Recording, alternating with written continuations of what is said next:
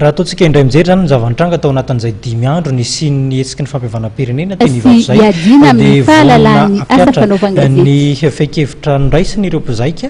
tao anatin'izay fotoana izay ny filoha-pirenena Irajonary Mampianina anisan'ny fanapahan-kevitra niraisiny moa ny fanesorana ny filoha teo aloha Andriamatoa Marc Ravalomanana ao anatin'ny antsoina hoe résidence surveillée ary nambarany ihany koa fa dia misy ny fanapahan-kevitra azo andraisana fepetra ao anatin'ny fotoana fohy misy kosa nefa ireo tsy maintsy andraisana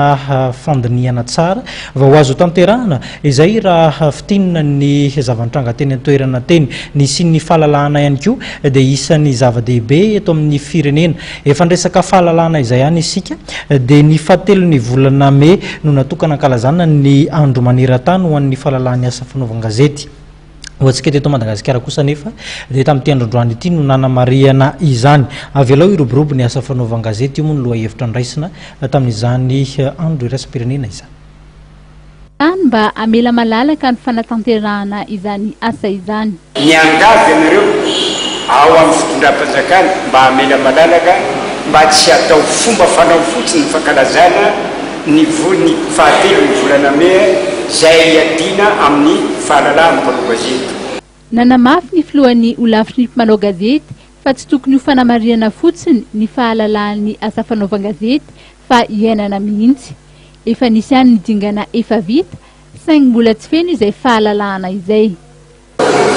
Azo mazana hoe misy ihany ny fahalalahana fanazana na mbola fetra. Mbola betsaka ny zavatra magnontoina ny asa fahalalahana ny asa fanaovan-gazety eto Madagasikara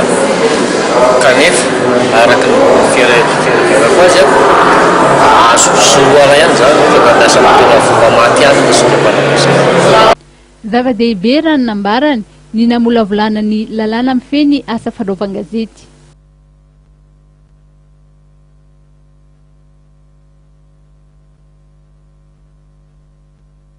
Asa fanaovan-gazety ke manohitoina olona foana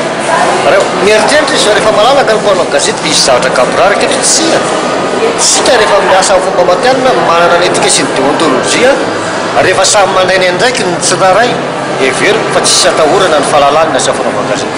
Isika mpanao gazety koa rehefa voajantsika ny teknôlôjia sy ny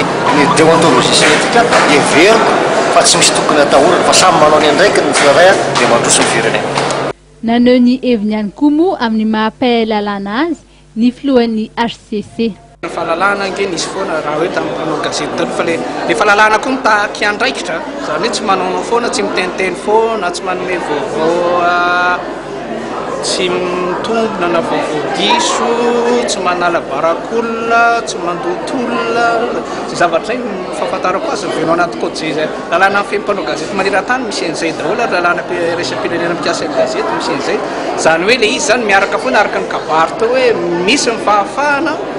fa misy ny fahamatorana eo amin'ny mpanao gazety satria tsy andeha misy le fahafahana raha tsisy le fahamatorana ary ajain'ny olona mpanao gazety rehefa tena matianina tsara mafeny zay mananjalanja le fahafahana sy fahamatorana zay. Na ny solotenan'ny vondron'ny firenena mikambana na ny solotenan'ny vondron'ny firenena mikambana na ny mpanolontsaina ara-tserasera sy eo amin'ny lafin'ny kolontsainan'ny masivo amerikanina dia nilaza fa nisy ny dingana vitan'ny firenena malagasy tamin'ity taona ity teo amin'ny fahalalahan'ny asa fanaovan-gazety izay ka porofon'izany ny fitsanganan'ny olafitry ny mpanao gazety sy ny nahavitan'ny avant-projet ny code de la communication. Ankoatry ny famelabelaran-kevitra sy adi-hevitra samihafa izay notanterahana teto amin'ny lapan'ny tanàna dia nisy ihany koa ny fampiratiana nataon'ireo sekoly ambony samihafa mampiofana ho mpanao gazety.